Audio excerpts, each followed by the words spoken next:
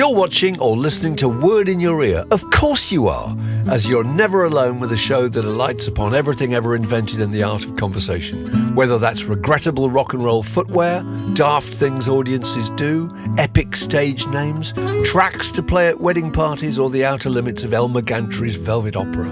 Do leave a like or subscribe by going to patreon.com/Word in Your Ear to discover further delights on offer. And now, get stuck into this.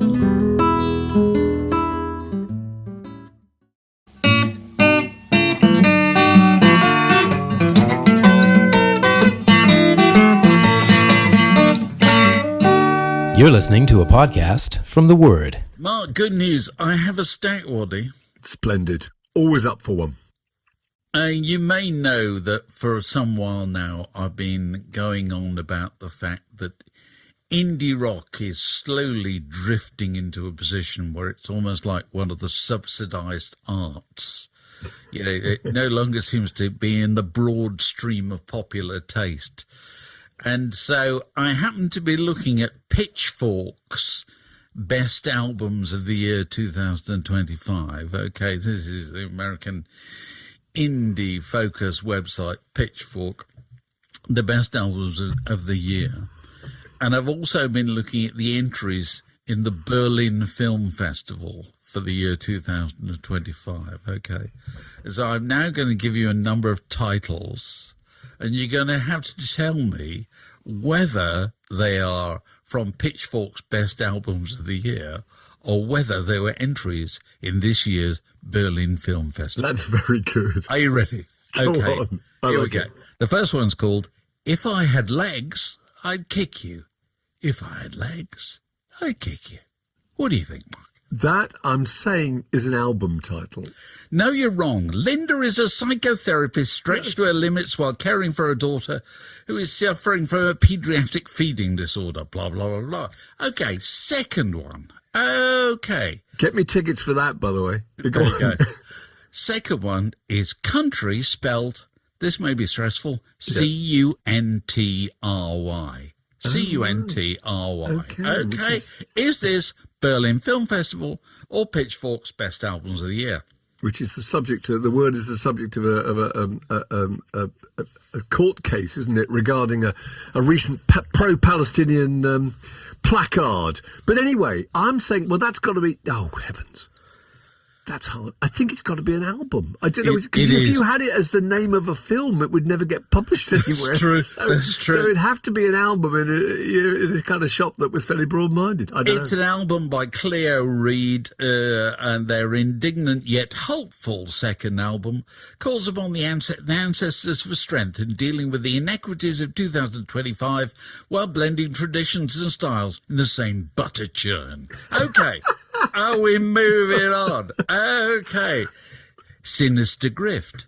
Sinister Grift. Entry in the Berlin Film Festival or one of Pitchfork's albums of the year? Sinister Grift. Over to you, Mark. It's an album. I feel that's an album. I don't know why. Am I wrong? It's Panda Bear's latest solo record, begins with a dubbed-out snare hit, neatly interpolates La Bamba, and has a song named for a weed edible so powerful it'd make a horse lie down. Sounds great, doesn't it? It says, okay. That's really well written. That's very funny. The next one. Okay. Is this a film or is this an album? Lux. L-U-X. Lux. Lux again could be either Lux. There was a member of the Cramps, of course, called Lux. I think it was I'm going to say it's a film, but Dave, tell me what it's about. Is it a film or is it an album? It's not. Rosalia's album Lux is a modern inquiry into the darkness, a sacred and profane fusion of pop and classical music that approaches timeless spiritual questions through the lens of a modern seeker. Okay. So there you go. It's a pop record, Mark. It's a pop record. Why didn't I know that? Why didn't you know that? Okay, and finally, Getting Killed. Getting Killed. Entry in the Berlin Film Festival or one of Pitchfork's albums of the year. That's a good title. I'm sorry, but that is quite a good title, actually. I'm assuming, partly because we've had so many the albums in the last 3, I think it must be a film, but it's a good title. No, it's Geesa's third album, Getting Killed, nothing like that at all. New York Quartet's music, huge in spite of itself, soulful charms, odd and insidious, persistent like a problem that nobody knows what to do with. Of course it's Geese. It is. I was listening to a Geese record the other day, but it didn't clock the name of the title. It is Geese. That's there right. You go. So, very good. That's a comprehensive victory for you. Very good. I'm saying, we occasionally got accused of writing pretentiously about records in the past. I'm saying we've not even started. We haven't even scratched the surface. We've never tried to make a horse lie down. Right? That's good. That's good. So there you go. So I win. I get a prize. Anything off the top shelf, I'll go home with a goldfish. Goldfish or in a bag or a coconut. You're tuned to Word in Your Ear, the longest continuous conversation in rock and roll. We talked to Chris Sullivan the other day. Chris Sullivan, who you and I remembered as being the former lead singer of Blue Rondo a la Turk. Yes. Back in 1982, he used to wander into our office occasionally when we were at Smash Hits, because we had a little sideline magazine called New Sounds, New Styles. He would come in his zoot suit, do you remember, and his fedora hat, and his copies of Galacto Vide Sistine, or whatever it was, the new single he had out. And, good bloke. And he's written a book called Punk, The Last Word, and we talked to him on the podcast. And it struck both of us, didn't it, that punk rock was pretty much the last time we could remember people on the street, music fans, dressed in a manner that was genuinely astonishing, and caused some kind of outrage. There was some kind of moral panic, wasn't there? That you saw people dressed in a way that seemed to have no kind of precedent at all. And it was chains and it was green hair and it was and the whole Sex Pistols thing, getting banned from playing. And do you remember that being I remember that being a major national story. Oh, undoubtedly it was. But I suppose it started also with just, you noticed people on the street dressed in a very strikingly different way. And I think that went on for a long time. But I don't feel I see that any longer. You know what I mean? You don't feel like I don't know if you're going through a London railway station late at night, you don't suddenly come upon a load of people who look as if they're going somewhere where something strange takes place, or are coming back from somewhere where something strange has taken place. Or that they're a tribe, actually. Absolutely. That there are enough of them to be a little army. And their major statement is the way they appear. That used to be, that was a thing, obviously punk, but later than that, mod revival or whatever, you would suddenly come upon a bunch of people, or new romantics, you would find those people, or goths, you would see those people. I don't feel I see those people anymore. Am I completely wrong? It may be partly because I'm in bed too early, Mark, but I don't feel I come upon those groups of people anymore. Because I also feel that there's been a kind of a long-term trend, and I can't help but associate it with the high noon of Gap, Gap clothing, where everybody started to adopt the same kind of quite bland, vaguely stylish, acceptable leisure wear, what I mean? Jeans and T-shirts and some kind of jackets and sneakers and so forth. There was, everybody arrived at one kind of look in the middle of the road, it seemed to me, post-Gap.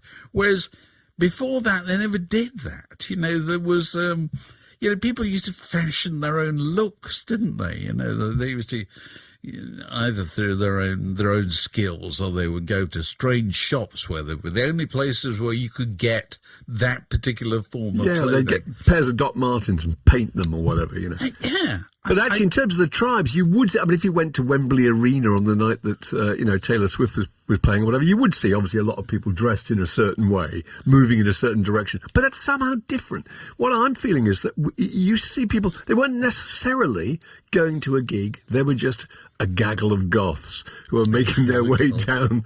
Is that the collective noun for goths? I know. It ought to be. I know.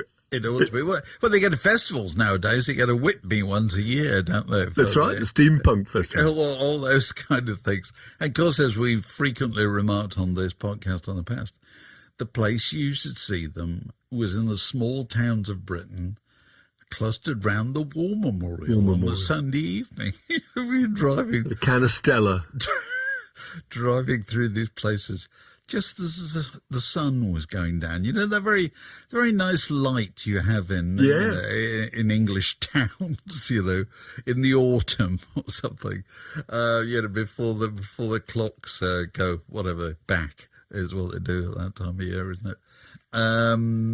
That it always seems very poignant, that light and those people sitting around the War Memorial, and also there seems something very poignant about the association with a war memorial, that kind of 100 years earlier, the young men of the village went off to fight in the Somme. And then 100 years later, at the National years later, somebody's going out with their cure album. They're fighting the punk wars.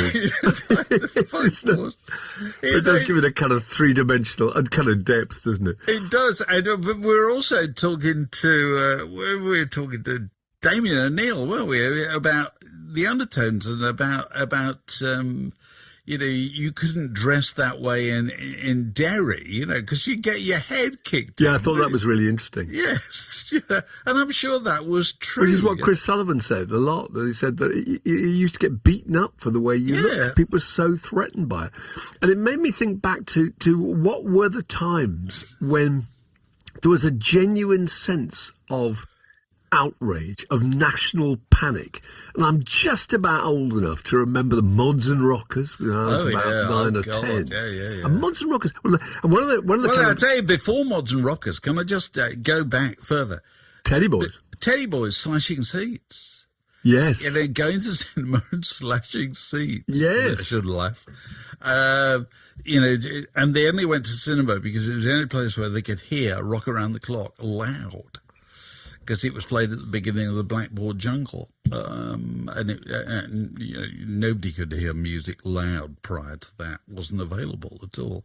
So you had Teddy Boys, then you had Mods and Rockers. Mods and Rockers were clashes at sort of bank holidays. Yeah, remember in Brighton in '64, I think it was on the south coast. There'd be these battles, and I thought it was always a very good telegraph if your parents had heard of these moral panics, and they certainly were aware of Mods and Rockers. No, definitely. And the Stones weeing in a garage. I don't know if that was that big a story. Wasn't that big a story, but they were aware of it. But punk rock was clearly an absolutely huge story. I mean, you can trace the history of these panics, babe. Just go back and look at the front page of The Sun. And it's one of the cases when these things struck the front page of The Sun, Of course, when were illegal raves, Mark? That was... Well, they were big, but I remember one before that was the Beastie Boys. That was big. Of course. Beastie Boys, that was when I was at Q magazine, and I think it was about 86, 87, Licensed to Ill. And that was a real story. That was in all the papers. And it was the idea, not just that they, partly because they were posh, actually. They weren't these kind of oiks, and everyone expected them to be, because their whole thing was they had giant inflatable phalluses on stage, and they had cage dancers, do you remember? They had a song called Girls to do the dishes, Girls to clean up my room. Do you remember all this? And they were it was kind of frat boy nonsense, and their parents were playwrights and architects and art collectors. Yeah, it was and they were, I think some of those gigs were cancelled or whatever, and that was a moral panic, and that was in all the papers. And also Frankie, I think. Frankie was huge, wasn't Frankie was a big thing. Frankie was, I'm trying to think when that was, earlier actually, wasn't it? Frankie it was earlier. Yes, it was. Earlier. Early 84. And Frankie was interesting because the worry for the media there was that they were being somehow duped by Frankie Goes to Hollywood, that there were hidden messages in their records, and there are also hidden messages in their artwork. Do you remember that? People would go back and the artwork had strange kind of spermatozoa and weird runic things, and people thought, well, is this meant to me? Have I been fooled here? Have they pulled the wool over my... Are they trying to kind of get one past me? So they were huge. But the illegal raves, I mean, that was, I think, what would that have been? Late 80s, wasn't it, I think? Probably. And part of that was a kind of the moral panic, I think, was those kind of the southern media's terror of the idea of their own personal land or else common ground being invaded by people and being taken over. Because the big thing was Castle Morton Festival.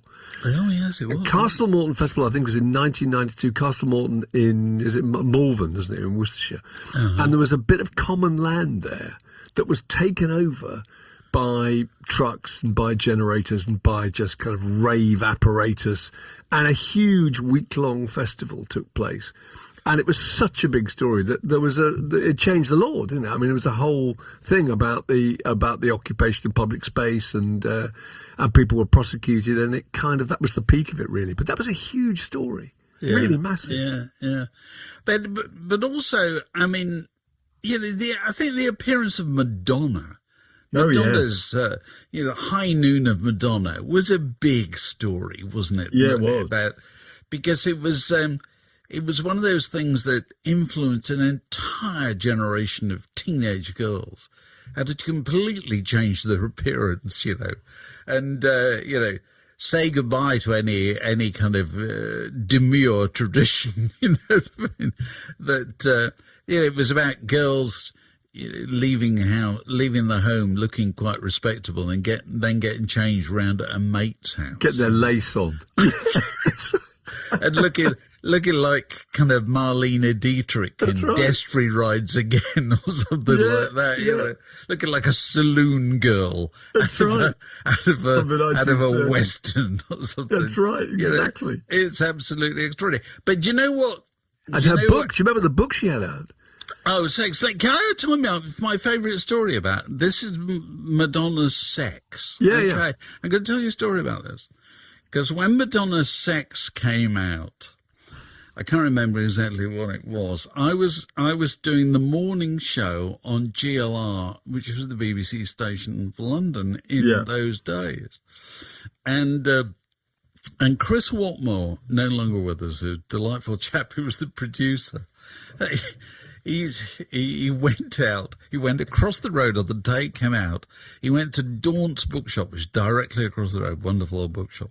And he bought the first copy of this, and he came back in the studio. Which is in a sheet-wrapped cover, wasn't it? So you couldn't even see the cover. He opened it, and he put it on the position on the table where the guest would sit, okay? He said, "Don't, just leave it there. It's going to be great." And the first guest was Michael Palin. Oh, brilliant. I had a succession of guests that day. I had Michael Palin, I had Roy Jenkins, I had Anthony Burgess. I can't remember. And Chris' brilliant idea, just put it on the table. And so, Michael Palin, whatever he was plugging, it must have been some latest travel program. Was then leafing idly through. Good grief.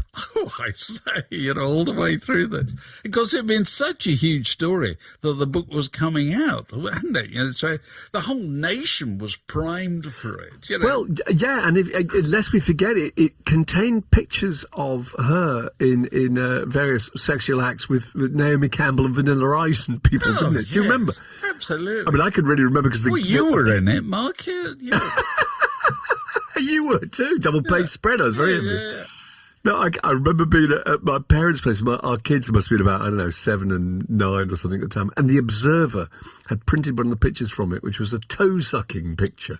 I can remember the extreme acute awkwardness of this newspaper being leafed through by my father. And who was more embarrassed? My kids, us, them, anybody. And it was just one of those, which is exactly what Madonna had wanted to engineer. But you know what spelled the end of all these moral panics which kind of galvanised the nation is the end of Top of the Pops. Once you have the end of Top of the Pops, nobody there is no consensus as to what's going on in pop music. Yeah. And there is no theatre in which these things can be acted out, and everybody can have a view on them. You know what I mean?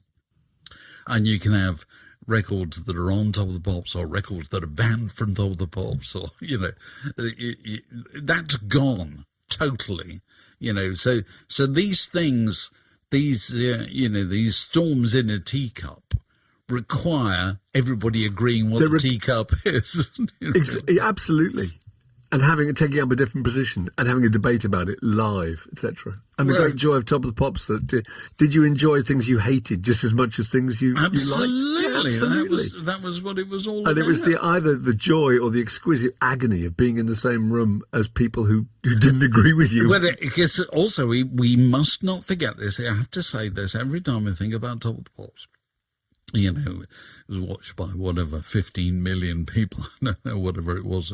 And particularly Christmas, even more so, it was watched by families. Yeah. It wasn't watched by teenagers. Weren't going off into their bedrooms. They didn't have their own TV. Only one TV set. There was one TV, and you sat and you watched it with your father and probably a grandparent, and the 8-year-old girl would like one thing and the 15-year-old boy would like another thing. And so there was tension and embarrassment going round that room, at the same time. Which is what made it such a uniquely enjoyable experience, wasn't it? Or agonising. It sort of didn't matter, because it was kind of agonising. If something you loved was on, and you were aware that you were watching it with people who didn't approve of it. Yeah. It kind of spoilt it, but also made it perfect at the same time. This is Word in Your Ear. What are you planning to do with all these records? So, Mark, have you noticed this week Kate Winslet has been getting criticism because she's come out with a film. She's directed the film. It's about her mother. And it's written by her 21-year-old son. Yeah, maybe 19 actually. No, I saw it on the Graham Norton show. Yeah, I think he's 19 actually. Oh, okay. He's at London Film School, and the obvious point people are making is this is nepo babies or whatever. That this wouldn't be happening if his mother wasn't Kate Winslet. And obviously that kind of thing's gone on forever. What we were talking about... And she wasn't starring in it, and Helen Mirren wasn't involved. Yeah, there you go. Exactly. But we were talking to Crispin Mills, weren't we, only the other week? Yeah. Who's the son of Hayley Mills and the grandson of John Mills. And, this kind of thing's gone on in theatre and film forever. But it made me wonder, does nepotism in pop...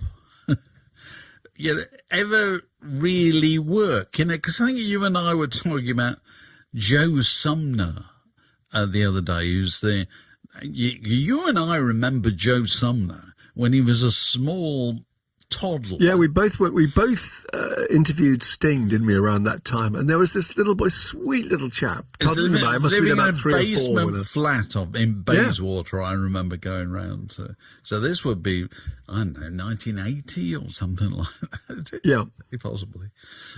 So he was a tiny child, and then years later, his band, what do they call it, Fiction Plane or something like that, it supported the Police on their reunion tour. And that was 20 years ago, Mark. Almost 20 years ago. That's absolutely extraordinary. So, they got the plum gig of supporting the Police on their massive reunion tour. And I just went and looked it up the other day. I thought, are they still going? Well, no, they're not still going, but they made 7 albums, Mark. Oh, God. 7 albums. Now, probably not on major labels and probably no great amount of money attached to them or anything. And, you'd have to say, failed to set the world alight, despite having... But that, I think it's that strange thing, isn't it? Because it's both, it appears, what people are complaining about is the unfair advantage of Joe Sumner's group getting to play their first gigs in front of 70,000 people every night. But you could also say it's an unfair disadvantage, isn't it? Because, you know, the rest of your career, there's going to be this comparison made, and it must be incredibly hard to get out from underneath that shadow. Because I think what you've got is a lot of cases of a kind of novelty interest. Adam Cohen, really good example, I think. You know, quite a lot of interest in him. Leonard Cohen's son, Harper Simon, Paul Simon's son. I suppose to some extent Elijah Hewson of Inhaler, Bono's son. Oh, God, I forgot. Quite a lot of attention, you know, and obviously they've got a career and, you know, I think they're still going, and I thought they're quite good, actually. But again, it's all that. Julian Lennon, best example. Julian Lennon came out, whole world was going, my God, he was wheeled out for every programme, because of course he was. What an extraordinary story. Then it just seemed to go quite quiet, didn't it? You know, there are still records coming out. But it was an initial flourish. Sean Lennon as well. I think Wilson Phillips is a really good example, who were very successful, actually. Yeah. Do you remember them? Chinna Wilson and Wendy and Carney. Sorry, Chinna Phillips, wasn't it? Yeah. Wendy and Carney Wilson, you know. And again, enormous amount of interest, and that kind of died away. And I suppose also Nancy Sinatra. I mean, Nancy Sinatra, you know, there were some records out after These Boots Are Made for Walking, but that was the big moment, wasn't it? It's an interesting point, Nancy Sinatra. She made a load of really quite good records. Yeah, they do. I don't know if they'd sold as well as well as that. Possibly not. She made a fantastic record called Hook and Ladder. Have you ever heard that? And no. It's her and Ry Cooder. And Ry Cooder. It's a really good record, made very early on in Ry Cooder's career. So, you know, who are... But there are some who've got quite good careers out of it, I think. Go on. And you know, I mean, Hank Williams Jr. Now, Hank Williams Jr. calls himself Hank Williams Jr. So there is no attempt there to disguise his connection. Jacob Dylan's band Wallflowers, I don't know if they're still going, but they did pretty well, didn't they? They had one hit. They had one. It's a long time ago, though, really. Yeah. I mean, they may be going in some form or another. I mean, Rufus Wainwright has a following, doesn't he? I mean, I get that feeling. Huge following. Yes. And it probably, bigger than his father's? Arguably. Well, yeah, I can remember interviewing his father around the time Rufus's first album came out, and he said that he thought he might have been exaggerating, he thought his son had now sold more records with one album, because that record did very well, actually. Yeah, on DreamWorks. Yeah. Than he had, I think, in his entire career. I don't know. It's possible. But he had very mixed feelings about it. I mean, it was very difficult. He was so proud of him and also so immensely envious. You know? Yes. So, yeah, huge. So who are the others? Are there any others? There are. I think there are a few. Well, Jeff Buckley, it's hard to say, because Jeff Buckley, you don't know what would have happened was he still with us, etc. But he got an enormous amount of attention with that first record. Roseanne Cash, actually, Rufus Wainwright, Jeff Buckley really gets attention when he dies. That's when that record really sold. That's when it took off, that's true. You know, so clearly that wasn't going anywhere. Go on, carry on. But I think, Roseanne Cash, to some extent, I mean, not bigger than their father, but, you know, a good solid career. But I think there are some who... Enrico Iglesias, possibly. But, actually, no, not bigger than his father. What am I talking about? Nora Jones. I mean, Nora Jones, again, you don't make that connection all the time, and she's Ravi Shankar's daughter. Natalie Cole. The one I suppose that really is huge is Miley Cyrus, surely. Now, is Miley Cyrus not bigger than Billy Ray? I think she is. Yeah. I don't know, but I still like to think that Rufus Wainwright is the best example of a kind of, if we can call him a Nepo. We've decided it's Nepo. Surely it's got to be Nepo. It is. Yeah. So there you go. That's the answer. This is Word in Your Ear, from Aardvark to ZZ Top and back again. So this week, the estates of the late Noel Redding and Mitch Mitchell, who were, of course, the bassist and the drummer in the Jimi Hendrix Experience, have been in court, challenging the fact that they don't appear to participate in the royalties from the Jimi Hendrix Experience. And I think, has been said in court, they both died in near poverty. I don't know. But this is the same week that Gene Simmons, have you noticed this? Gene Simmons of Kiss, who, fresh from having picked up their award at the Kennedy Center from Trump, alongside, who was it? Sylvester Stallone, Gloria Gaynor, and Michael Betty Crawford from Trump, was testifying to the Senate committee about the fact that in America, and this is true, performers, recording artists don't get compensated for radio play. So if you get played on American radio for years and years and years, you don't get any money from that. If you wrote it, you did, but as a performer, you don't. Whereas in the UK, you do. People get those payments every year. So radio play can be a useful form of revenue in the UK, not in America.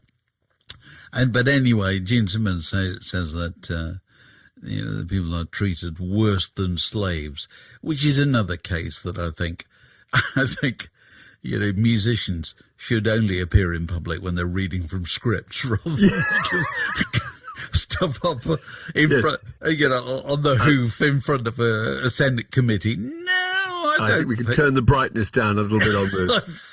Worse than slaves. Yeah, particularly since you're Gene Simmons from Kiss, still lumbering around in the public spotlight, 50 years after your last hit, or something. Wearing outlandish clothes and with a large amount of cash in the bank. Yeah, so no, I'm just interested in this whole idea that when should musicians have a right to be compensated for these things, 40 years afterwards, if you played bass on Hey Joe or something, should you get paid every time it's played on the radio? Should you get some payment from it? Because obviously the way it worked out with the Jimi Hendrix Experience, and bear in mind the fact that we're probably dealing with the contract first established in 1966, when things were very different, is it reasonable to assume that they ought to be paid for that 40 years later,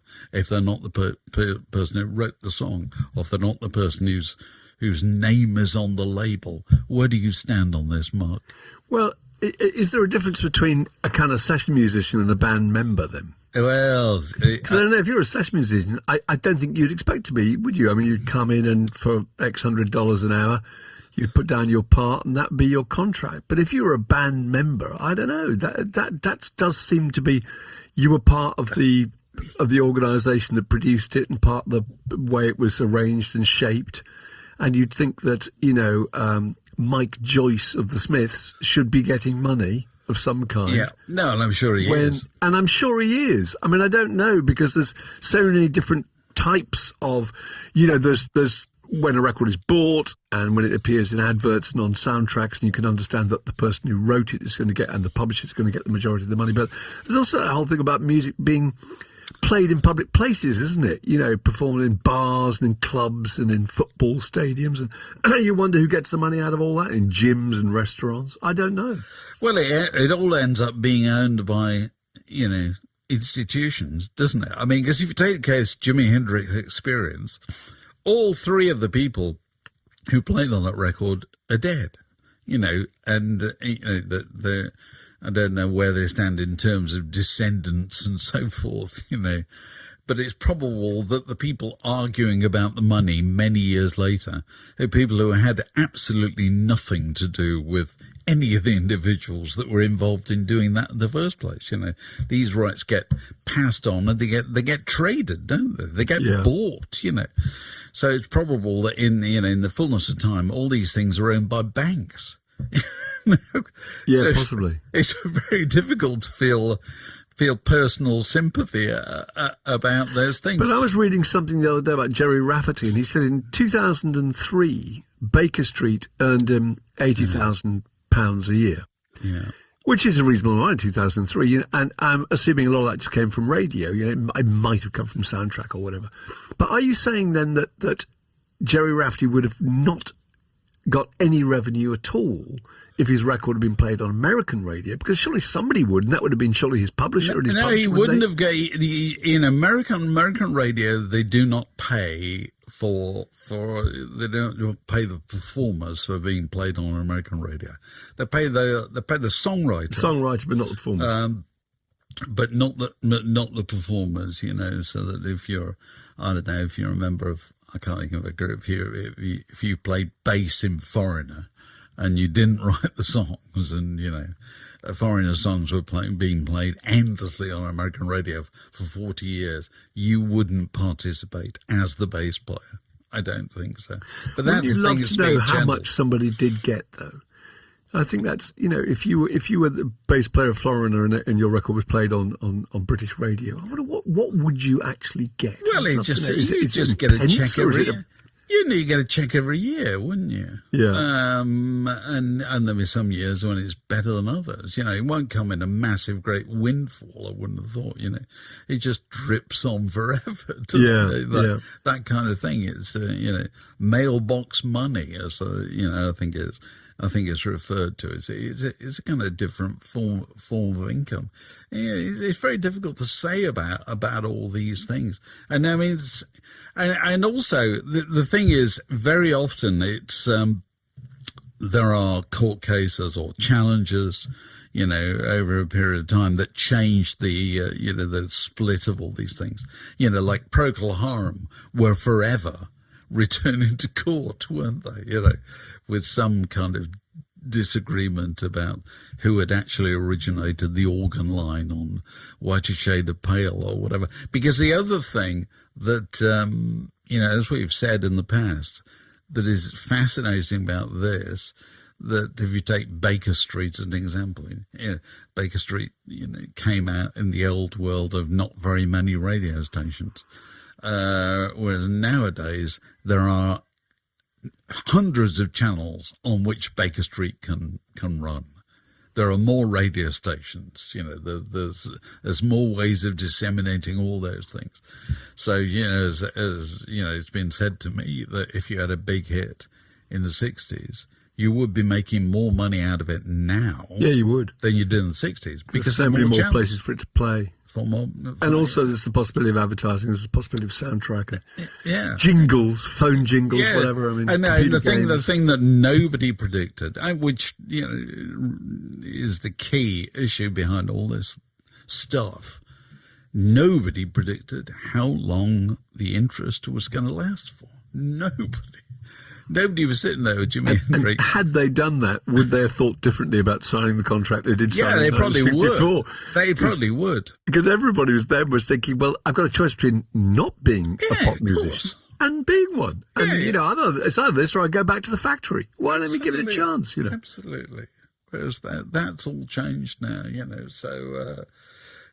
we shall be interested to see how these cases turn out. Watch this space. You're listening to Word in Your Ear. Cheaper than therapy, and you can walk the dog at the same time. So, any other business? We're joined by Alex Gold. How are you doing, Alex? Hello, I'm very well. I had a very pleasant day at Blenheim Palace yesterday. Yes, you did. You went to Blenheim Palace. Yeah, very good. And you know what I experienced at Winston Churchill's birthplace was a Wizard of Oz walkthrough. I love this. Dave and I we're thinking about Blenheim, we're thinking about the Duke of Marlborough, and thinking about Winston Churchill. And for you, it's an immersive Wizard of Oz experience. An immersive Wizard of Oz experience, and then we went to see Harry Potter thrown in. And then we went to see the Harry Potter tree. So all the essential bits. All the culture. Right. What were you saying, Mark, about David Sylvian? Oh, no, just interesting that you and I are always talking about the idea that nobody ever retires. And I was reading something about Ryuichi Sakamoto, and it reminded me of David Sylvian because they made a record together.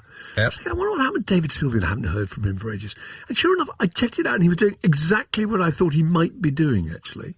For the last 20 years, he has been living a hermit-like existence in a converted ashram turned recording studio in the remote woods of southern New Hampshire, and very occasionally contributing to somebody's probably a really nice, very nice life, but still not retired anyway. Still just got a hand in, you know.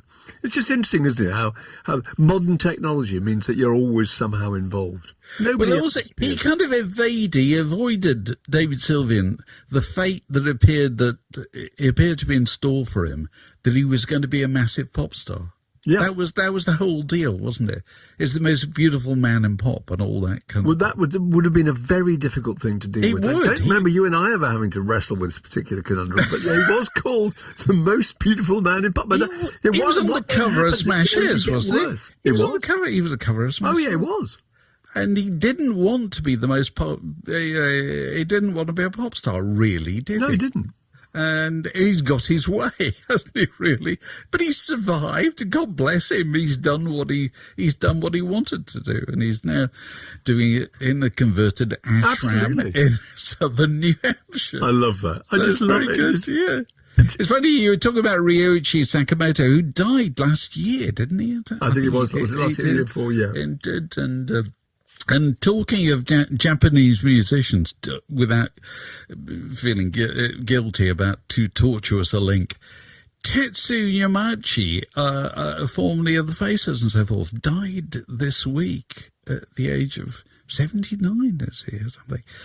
Who we all remember as, or do we remember him as a member of a four-piece with Kossoff, Kirk, Tetsu and Rabbit.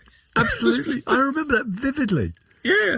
And that was a kind of, when there was a bit of a hiatus with Free, wasn't there? And Paul Kossoff, Simon Kirk, Rabbit Bundrick, keyboard player, got together with Tetsu and made an album.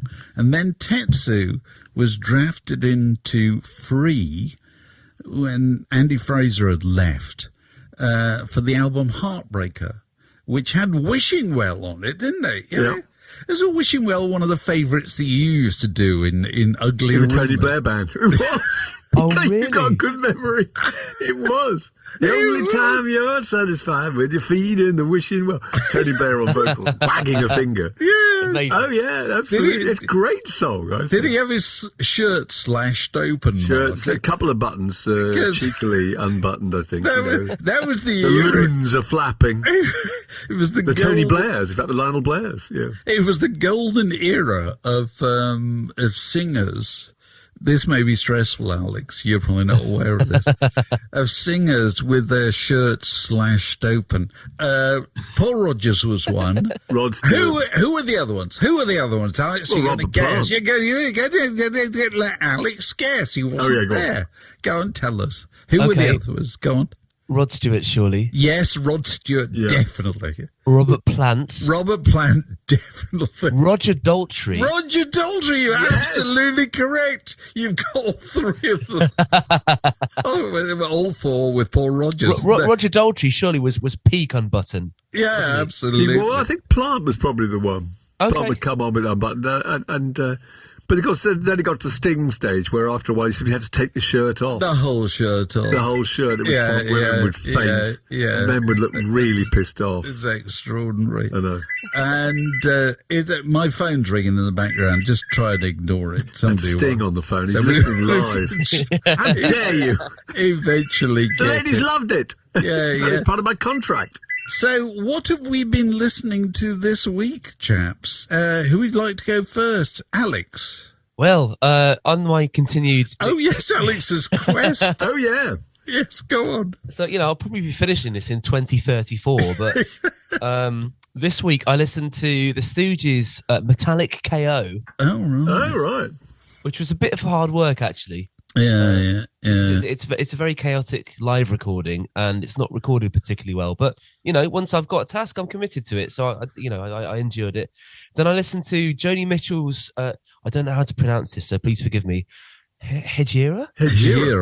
Yeah, good record. I understand to be one of her best. It's a good record. It's a very good record. But can I just say that it all basically sounded like the same song to me? It kind of is. It's probably a me problem. No, but to be fair, because I think that That's the record that comes after Hissing of Summer Lawns, isn't it? I think it is. And Hissing of Summer Lawns does sound like a bunch of set pieces where the instrumentation changes and the soundscape changes. Whereas Hejira, it doesn't. It's one dynamic, isn't it? Yeah. Very much. And it is one journey. Hejira, that's what it means, Oh. So I forgive it for a certain uniformity of tone throughout. Well, maybe that's one I need to go back to. But I also listened to Jackson Browne's The Pretender. Oh, right. Which I thought was fantastic. Some really great, like, heavy-hitting emotional punches on there, I think. Now, I'm gonna add a bit. There's a bit of a tragic postscript, isn't there?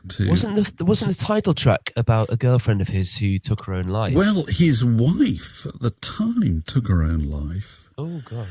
And their child, whose name I've momentarily forgotten, who is pictured on the back cover. Now, Alex, you won't have listened to it looking at the back cover because it's 2025. But there's a boy on the back cover who died only recently. I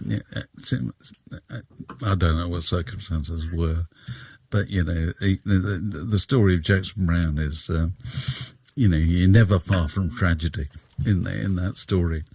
Great record though, and also I've been in the car, so I listened to the last full album I listened to in the car was Sly and the Family Stone's Fresh, which I think I told you about the other week. Right, yeah. And when I plug my phone in, Spotify just sort of keeps going with stuff that's like it. Yeah. So for the past couple of weeks, I've just been listening to 70s funk and soul in the car, and I can say categorically, 70s funk and soul is the best driving music, whatever weather you're in. It's probably consistently fantastic to drive to. Which particular act?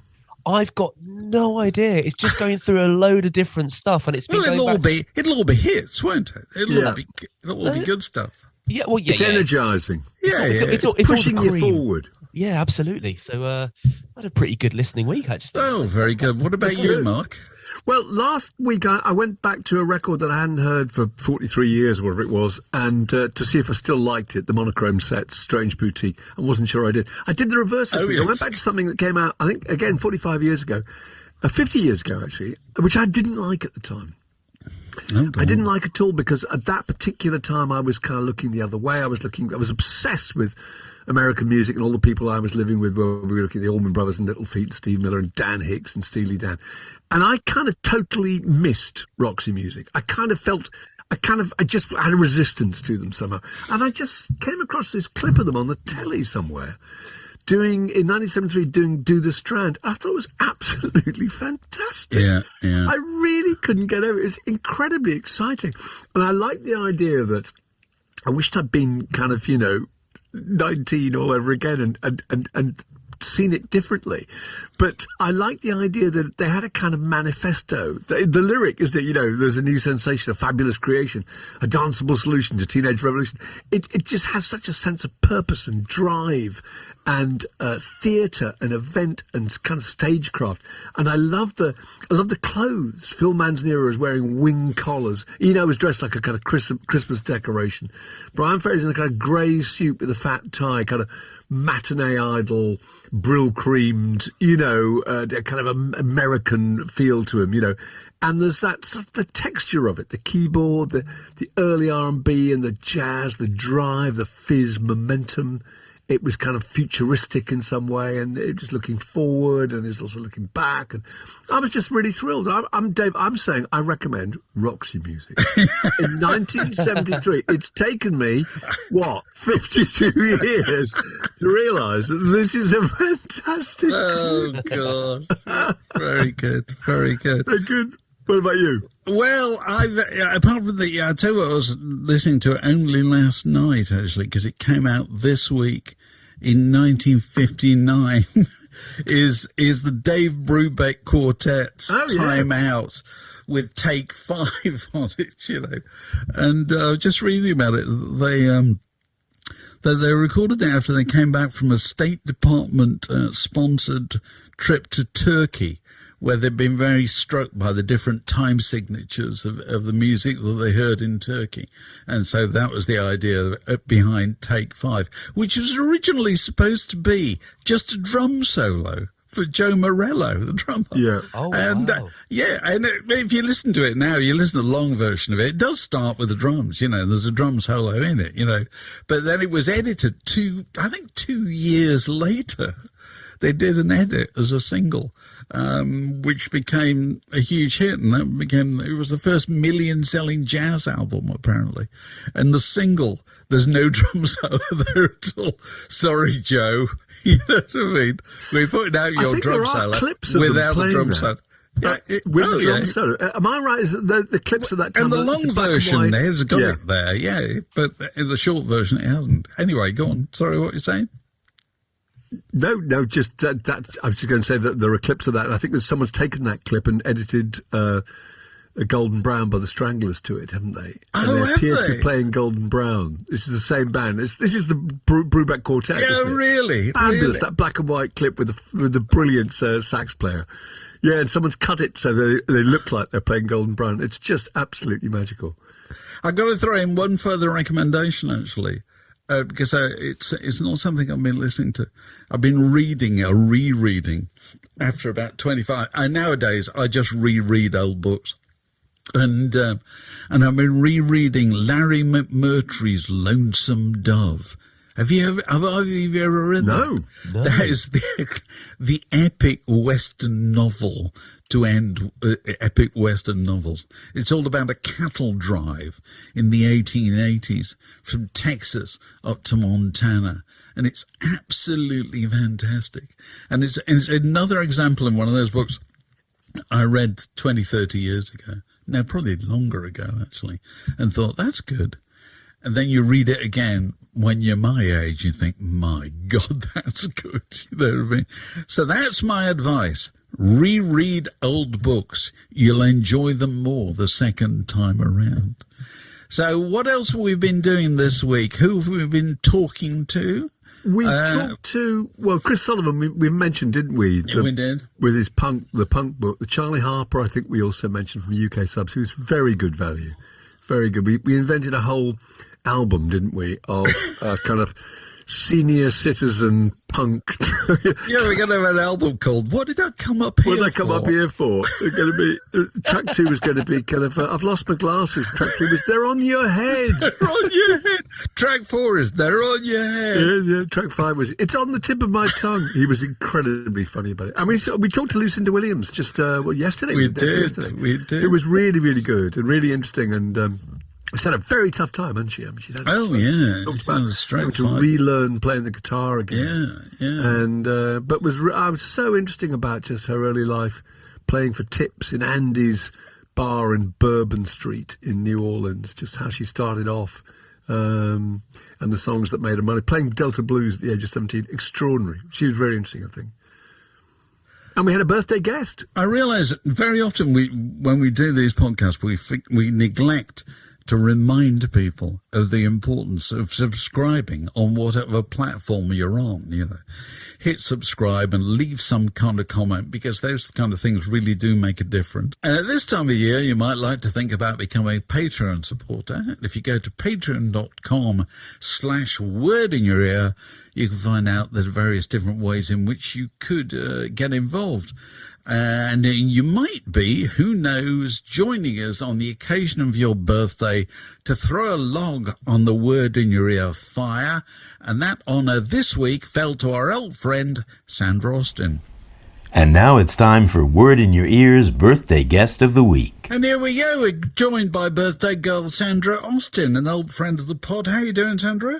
Great. Thank you very much. Lovely to see you. Bit fragile today. Was at a Christmas party last night. Oh, so right. Okay. It's that time of year, really. We'll isn't speak quietly. Happy birthday, anyway. Yeah. Thank you. Yes, that was just the day before, actually. Oh, so it's been a bit of a... we're on the case this time. You're normally very about a month late. Okay. But you had a query about a political song, didn't you? Well, Now yes. explain to us the story of this song and what it said and what it achieved. And what it achieved? Well, yeah. our girl CMAT, who seems to be taking the world by storm, young woman from just outside County Dublin, Clonee in County Meath. She, well, I suppose, I don't know if you know, this summer in Ireland, we had our presidential elections. We have them every 7 years or so. And this year, an old hand politician, a guy called Bertie Ahern, yes, who is probably well known because of the whole Good Friday Agreement. He was involved in all of that, but he was also heavily involved in the 2008 crash that happened in Ireland, when our tiger economy absolutely tanked. And CMAT would have only been a child, and at that stage, I think she was only 11 or 12 in 2008, 2009. But this summer, when Bertie started making noises that looked like he was going to be looking for a presidential nomination, she came out and released a song that absolutely it skewered him. And it just referred back to, the song was called Euro Country. And it just one of the verses referred to all the Berties and the crash and the fact that all her friends' dads were taking their own lives, which is awful. But it absolutely, that song went to the top of the charts. Bertie was just left filleted on the ground and quietly announced that he was no longer going to seek. So was he played on radio? Yes, yeah, absolutely. Got a lot of airplay on the radio. Now there might have been, I think there was a on the BBC there might have been a bit of censorship or something. There was a bit of a controversy about it being censored. I would imagine on the BBC, yes. Anything directly mentioning a politician actually has his cannot name in be it. easy. Whereas in Ireland, that kind of. No, you see, in Ireland, the two things are connected. Him pulling out and that record. That's the case, right? Oh, yeah. I mean, I don't think there's any doubt that the sequence with which it happened. And she had come out prior to that a couple of years ago and said, if this guy ever thinks he's going to rehabilitate himself and run for the presidency, I will personally make sure that I will take him down. Wow. So she's amazing for a young woman. I think she's in her late 20s at the moment.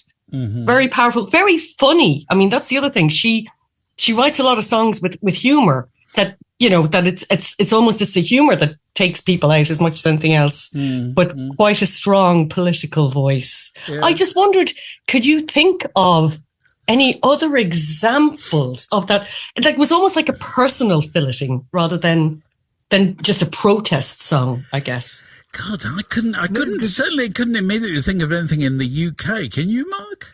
No, because also that's been replaced now by the internet, hasn't it? It's reels that do all that. So people don't kind of write songs.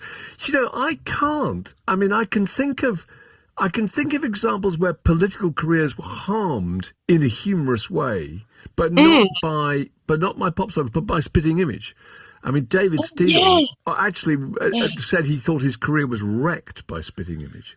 I don't know if you remember. Because he sat on somebody's knee, didn't he? Yeah, he appeared in the top pocket of David Ahern's jacket. Yes. And he said his career never recovered. And John Major was quite affected by the underpants on the outside of his trousers. And the peas. The peas. Yeah. And Roy Hattersley as a kind of, spraying survivor. The spray everywhere. No one could take it seriously. So they were very damaged by it. Actually, I can't think of a pop song which does it humorously. And there was a song called what's it called? I'm Fixing to Die a Rag by Country Joe and the Fish years ago, which was kind of, it wasn't about anything specific. It was about the draft. War. It was about a draft. About the draft, and it was about, and it kind of scented up by using a kind of satirical, humorous. But that's interesting because that was a direct live issue, which directly affected loads of people who listened to rock and roll records at the time. Therefore, it was taken very directly. There are no cases of that kind of thing nowadays. No, it doesn't happen. No, because I think if you're going to do that, you've got to be prepared to kind of touch the live rail, so to speak.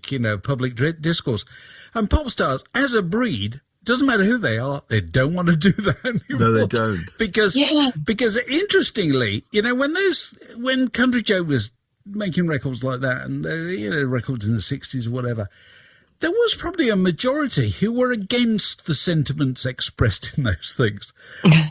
Now, if you're gonna do something similarly controversial nowadays, you'll probably be doing it from the other side of the political spectrum. You know what I mean?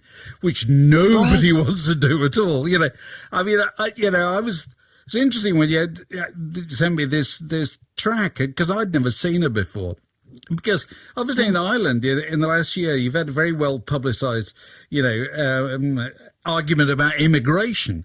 Is anybody making records about that, or is that something everybody's just decided to keep away from? Yeah. Well, I'm kind of thinking if anyone does, it'll be somebody it'll be CMAT that she will. But it might be somebody on the other side as well. You don't know. You don't know. Because it's interesting. I couldn't think of any examples in the UK apart from the ones that Mark's had, which kind of they're sort of general personal abuse, aren't they, rather than a particular, because Margaret Thatcher was roundly lampooned. It never affected her. Never did her any harm at all. Because I was thinking Fela KutI in Nigeria, imprisoned 200 times. 200 Wow. Which is pretty damn remarkable. Once for over a year, you know what I mean? And that's because he was directly in opposition to the government and the powers that be for a long, long time, you know. I guess that's when you're saying that pop stars or rock stars don't do that anymore. Is that it's almost like they're a brand now rather than. There's a bit of that. People are just worried about. The world has changed because. Controversy used to be a good way of getting attention. Nowadays, it's regarded as a bad way of getting attention. It's just a risk. Yeah. If you decide to have a go at one particular politician, then you're going to lose a certain amount of your constituency who might support them, and also you're going to be up for a lot of personal insult that you really just don't think is going to be worth it. It's just not worth the hassle. No, sure, it's not. Yeah. No. When you were talking about Spitting Image, it reminded me of. Was it Frankie Goes to Hollywood that had the two tribes? Yeah. And it was Reagan and Chinenko. Reagan. Yes. Yeah. And that, I mean, obviously it didn't wound them at all, but it was another example of that kind of skewering of each of them, making them look foolish, I suppose, as much as anything else. Yeah, but also there was that very big live issue, wasn't there, at time, Greenham Common and, That's right, at that time, whereas people have, things like the EC vote and all that stuff, they've kept well away from them. Yes. And I'll tell you another interesting case. Donald Trump has been the most widely vilified public figure of my lifetime. Okay? He just has been. Can you think of a single song that's written about him that is in any way added to or coloured public perception of him? I can't think of one. There's no specific songs about him that I can think of, but mostly what people have said of it is stuff that they've just said, isn't it? It's they've come out as part of the political campaign and made clear where their allegiance lies. But it's not about songs. I think it's just too divisive, really. And it's moved. I guess it's the comedians now or the satirists. It's the guys. Well, it's social media. It's social media. It's Twitter and it's Instagram. That it's very hard. Even comedians find it hard to be sufficiently reactive, because if something happens, you can have something up on Instagram within an hour and a half and be getting a huge number of clicks. So that's where it seems to be working. Well, it's a worthwhile debate to raise, actually. And I'm glad we'll all be scratching our heads. I was going to say I finally succeeded after this is maybe my fifth time chatting to you that I might have stumped you. Yeah. You have. Well, you've won this time round. Yeah. We've been silent. Another 11 months. Put a clip in of the CMAT song, actually. That's good. Watch it. Be good. Yeah, great. No, it's been lovely to talk to you. Great to talk to you. And continue your birthday festivities to the weekend. Yeah. I wish I'll come and attend the quiz. Keep working on that. Well, start with the quiz. Life can't all be pleasure. This podcast was brought to you by The Word.